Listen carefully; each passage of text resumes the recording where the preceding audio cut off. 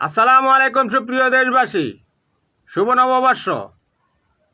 এ বছরের নববর্ষ হচ্ছে শেখ হাসিনার শৃঙ্খলমুক্ত দাসত্বমুক্ত থেকে বাংলাদেশের নতুন নবযাত্রা।